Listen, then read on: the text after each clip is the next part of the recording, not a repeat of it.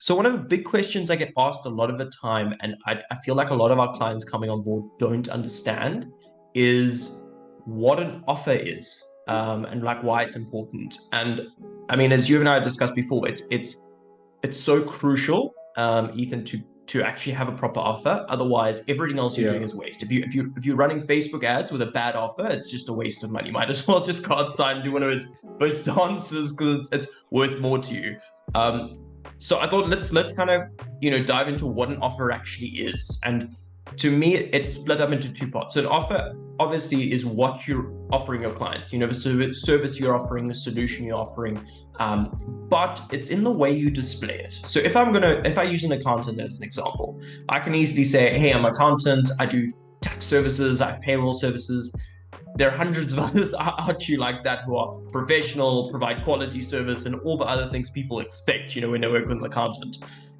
But what's going to make you different, what stand out is your offer. It's going to differentiate you from everyone else. So an offer basically has two things. Firstly, has the pain point. Secondly, it has the solution, to the pain. And so if you're not identifying any pain in your customer, then you're just sort of selling a service, which means most people are going to be like, oh, I'm not really keen for that. People don't like being sold to. That's the truth. Nobody really likes being sold to, but people like their problems being solved. So if I continue on the accountant example, I mean, we're a VAT registered company, as are many others. And so when you're VAT registered, obviously every 2 months you're paying VAT, which is 15% on all or most of the sales that you make, obviously depending if some are international and exempt and stuff like that. But most of what you're doing, you're paying 15% gone to SARS, maybe writing a little bit. So it's an annoyance as a business owner that you're now having to pay this portion of tax away.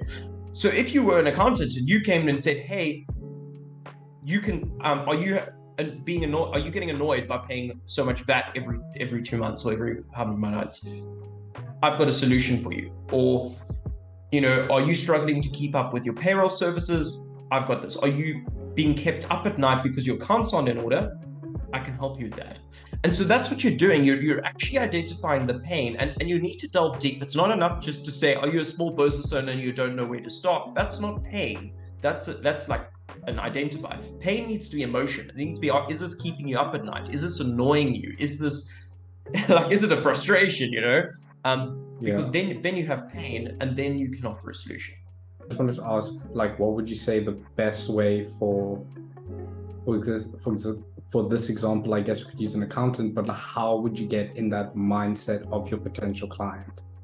Well, I Like, mean, how this would is you where, get to that? Like, yeah, how yeah, would you get? Well, first off is listen.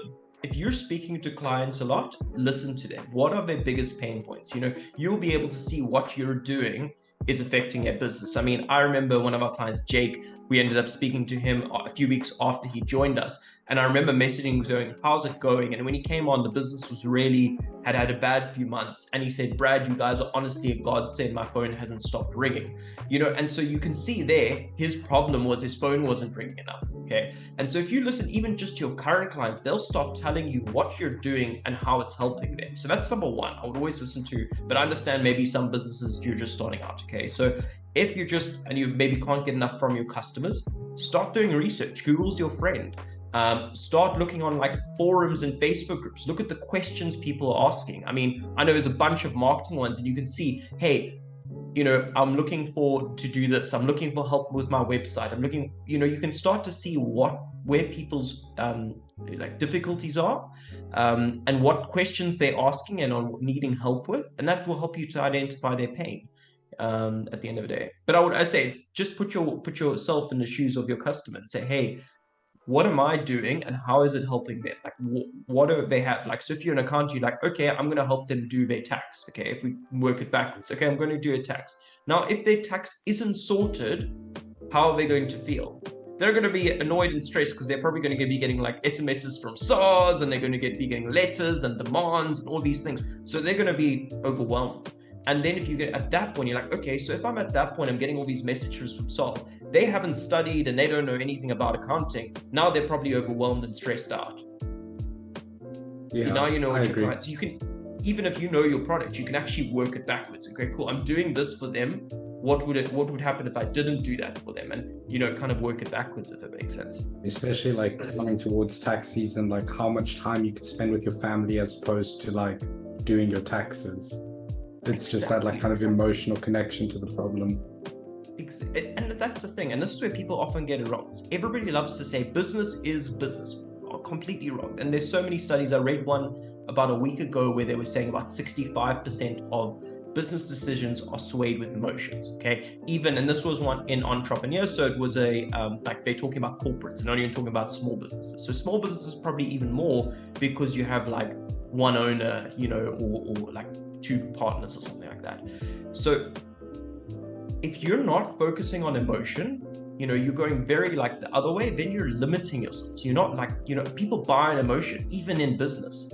And so you need to find that emotion, in this case, pain most of the time, and how you're going to solve it. And because there are some products out there that maybe you're not solving pain. They're very few, but maybe you're not solving a pain. Maybe it's for example, take the frameless glass suppliers that we work with. They don't do, so installing frameless glass is not a pain. I don't look at my patch and go, hey, I need frameless glass, and if I don't, it's painful. No, it doesn't. But it's desire. To have that streamlined look of that frameless glass, and then opening it on a summer day, and then you have like this entire airflow, that's desire. So then you go flip it the other way and go, hey, we help you to get this. We help you get this desire through everything else. And so that's kind of how you got to look. You've got to bring in, as you said now, that emotion into what you're doing. Yeah.